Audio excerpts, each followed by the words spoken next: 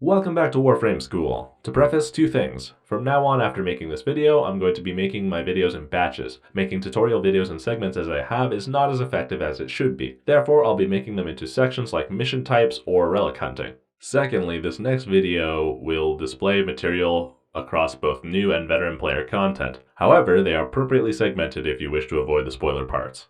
That being said, let's begin.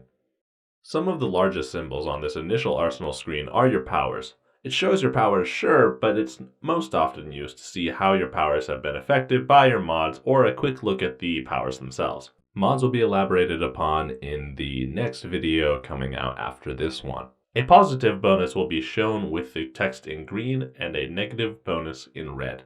Moving down the list of clickable buttons, Abilities is an entire menu that may seem a tad familiar. It expands the right side of the arsenal screen while also looking at a cool set piece. This place also shows you tips for using your Warframe, as was mentioned in the previous video. In the Equip menu, you can, equip the Warframes you possess, at least as far as Warframes are concerned. In the beginning, you only have one, which means that clicking any of the others won't do much aside from previewing them slightly. However, double-clicking any Warframe you don't own will give you a much better preview menu, where you can see its description, abilities, starting stats, blueprint price and component requirements, and a flat platinum purchase price. Do note that if you end up building any of these Warframes, that building them takes 3 days. This will probably be reiterated when I get to the Foundry. Clicking Equip in any of the weapon sections takes you to all of the weapons you possess. Since you only have one of each type, you are fairly restricted in the same way that you were in the Warframe section of Equip. The key difference is that some of the weapons here are purchasable with credits. If you are trying to level up your mastery rank, you will have to level these weapons eventually, despite their comparatively low damage. This Cephalon recommends that you do it now as opposed to later, but as always, the decision remains with you. The upgrade shortcut takes you to the modding of your Warframe and weapons. The meat of Warframe, the game if you will. This is where you will customize every aspect of, everything that you possess for the most part. Look in the description for a jump cut to the stats area if you would like to know what those numbers mean immediately. And now we come to the appearance section. Many a Warframe player calls appearance the true endgame, affectionately called fashion frame. But before we get started, I need to introduce you to the concept of Tennogen really quickly. Tennogen is user-created content curated by Digital Extremes and put onto the market. It can only be bought with real money, not platinum, but a percentage of the money, about 30% spent, goes towards the creator, so that's wonderful. Sometimes they even are hired to Digital Extremes according to PC Gamer, like Kaz Adams. Last note before we do a quick showcase of all of this, weapons and Warframes have 3 different look presets, A, B, and C, which can be found here. Go wild! And now moving on, here's what we're gonna do. I'm gonna go through these quickly as most of these are self-explanatory, but I'd be doing this service if I didn't mention them.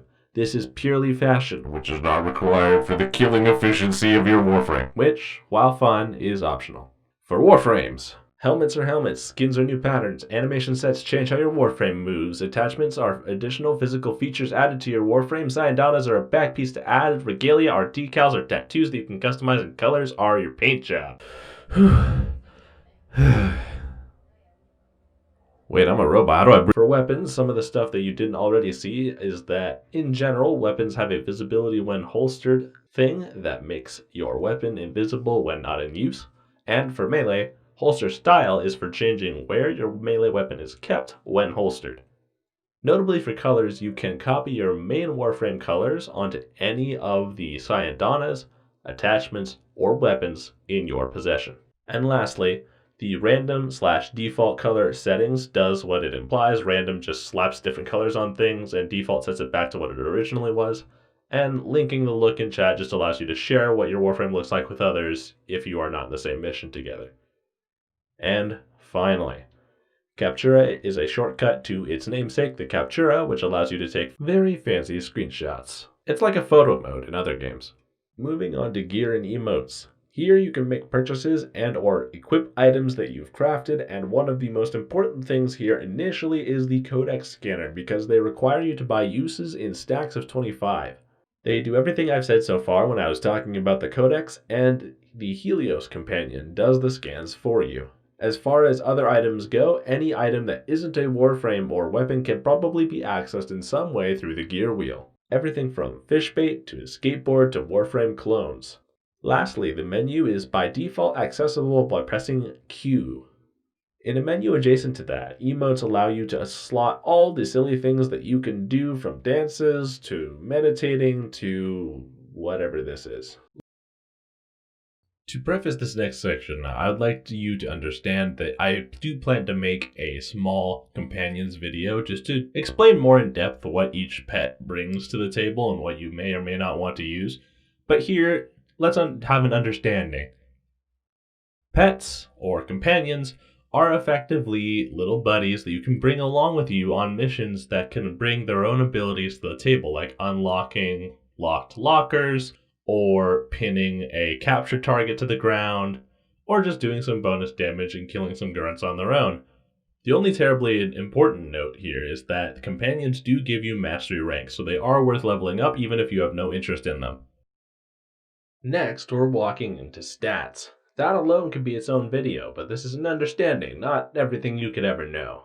That being said, here's some basic understandings of all these words and numbers mean in the context of your Warframe and weapons. You can also find them here. Warframes. Armor. Armor comes into play when your shields are gone, reducing the damage you've taken by a percentage equal to your armor divided by your armor plus 300. Energy. The pool you use your abilities with, or to cast your spells if you prefer that wording.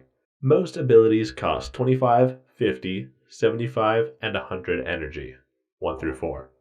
But all costs are relayed in the abilities. Health. Nothing special about this. You lose health once you're out of shields, and you keep getting damaged, dying, or going down once the number hits 0. Shield. Shield takes damage before your health, as implied, and regenerates after 3 seconds of not being damaged. Sprint speed. It's literally how fast you go when you sprint. There's nothing more to that. These next 4 stats directly apply to one or more of your powers. Duration. Duration is how long any ability with your numerical duration lasts. Efficiency. Efficiency reduces the cost of your abilities, though it can't reduce it further than 75% of the original cost. Range. Range changes the radius and/or targeting range of your abilities. Strength. Strength changes the damage and/or potency of your abilities. Before we move on, it is worth noting that there are mods that decrease these 4 stats as well, which can occasionally be useful. They are found in the Derelict missions, which will have a short video of their own. We're going to start with ranged weapons. Accuracy. Accuracy is how much your bullets spread across the reticle. 100 accuracy means that shots will always hit alright on the dot. Charge rate.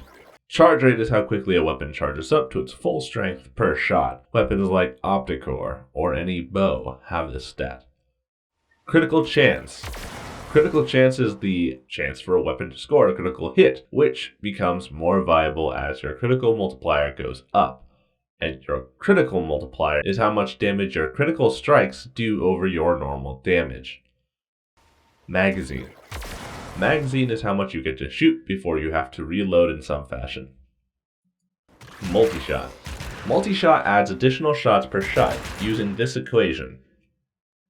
In other words, if you have 60% multi-shot, then the amount of shots coming out of a Leda will be 1.6 per shot, or better said, you get an additional bullet for every 1 to 2 shots you make. Noise. Noise determines whether everyone and their mothers can hear you or not with every shot that you make. Punch through. Punch through tells you how much damage will cross over to another target after you've perforated the first one. In other words, how many people you can hit before your damage starts to go down. Reload speed. Reload speed is just that, how fast you reload. Status chance. Status chance determines the chance that one of your damage types will apply its status effect to an enemy when hitting them. If your sword has flame, it may light them on fire, for example. Ammo capacity. Ammo capacity, while not shown, can be changed. However, you should not use it in almost all circumstances, as ammo is almost always in surplus. Do note that on any charged weapons, you do not have to charge them all the way up to full power in order to shoot them, you will just have a damage penalty. Melee weapons. Attack speed. Attack speed is literal in its meaning, how quickly you swing your weapon. Blocking angle. Tells you the angle of the cone in which you will block shots with your melee weapon out. Combo duration. Extends the time it takes for your combo to wear out, though this only matters if you have a weapon mod that cares about the height of a combo. Critical chance and critical multiplier are the same as the last. Follow-through does nothing except on glaive weapons, where it tells you how much damage the weapon will do if it bounces to another enemy before it returns. While I haven't been able to confirm, I believe that this also affects the damage you do to multiple targets in a single swing, with the equation being damage times follow-through. Range. Range tells you how long your swing of your melee weapon extends from your body. Slam attack, and everything else related to slam, refers to the attack that occurs when you are in midair and melee strike while looking at a downward angle. Status chance is the same as before, and slide attack shows the damage that is applied when you perform a slide. Stances. Stances are a type of mod that when applied to your melee weapon changes how it swings, and gives you additional combos that are accessed in the upgrade screen and in the pause menu during missions, and gives you more mod slots. I would like to reiterate that mods will be explained in the next video. Before the next section, let's talk a little bit about damage types. The basic damage types are slash, puncture, and impact, and are more or less effective based on the enemy you're shooting and or slicing, hitting, etc. While damage types will have their own video, the basics is this. The big difference is when the status chance is activated, or when it's commonly known when it procs. Impact, when proccing, can stagger people, especially under sustained hits, as well as opening them up to a Parazon finisher when about 5% health. Puncture, when proccing, reduces the damage the enemy does, and slash applies a bleeding damage over time effect. All damage types add up though, and assuming that the enemy you're shooting or hitting has no resistance to any of the damage types, they all add up in full to your overall damage. Armor types across enemies will be included in the damage types video. Going to the Conclave Loadout, things are a bit different here, and require a different section because most things are statistically changed to make PvP even remotely fair. There are PvP only mods that exist, and none of your PvE mods can apply here. And at the time of this writing, some of those PvP mods are being converted to PvE. And now, warning! Extremely mild spoiler you probably already knew ahead. Archwings! You can fly around in space with space wings. They function like Warframes in that they have abilities. In fact, while in one, you cannot use your Warframe abilities, instead using these ones. They all have the same Warframe stats as well. Weapons are completely different up here too, featuring one heavy ranged weapon and one melee weapon, only usable while in this form.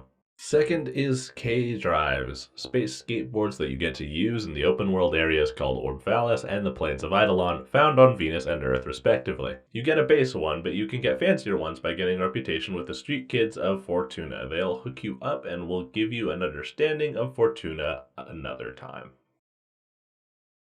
Warning, actual spoilers ahead. We're moving into content that is unlocked in Second Dream or later. If you are giving a flying Kondrak about not having gotten this far on your own account, do not watch. This does not apply to you. Operator schools. This shortcut takes you to your operator in the back of the ship, the 12-year-old war crime enthusiast that is the Warframes pilot. While an understanding of this will be uploaded in time, understand that this gives you a whole host of universal abilities, regardless of the Warframe you choose to farm and use. This menu is where you select the school you are using, as well as spending focus points to increase the pool of abilities which you can store and use. One additional thing to note is that some characters like Excalibur, Valkyr, Mesa, and more have weapons that are dedicated to them. In other words, a bonus fourth weapon. That requires its own mods and has its own stats as well, so be aware of that if you play a Warframe that has this mysterious fourth weapon. And there you have it. You now have a simple understanding about how the arsenal works. The next video will be an understanding about mods as well as a few others before we get going on the full content of Warframe. Until then, I've been Cephalon Arty. Good hunting.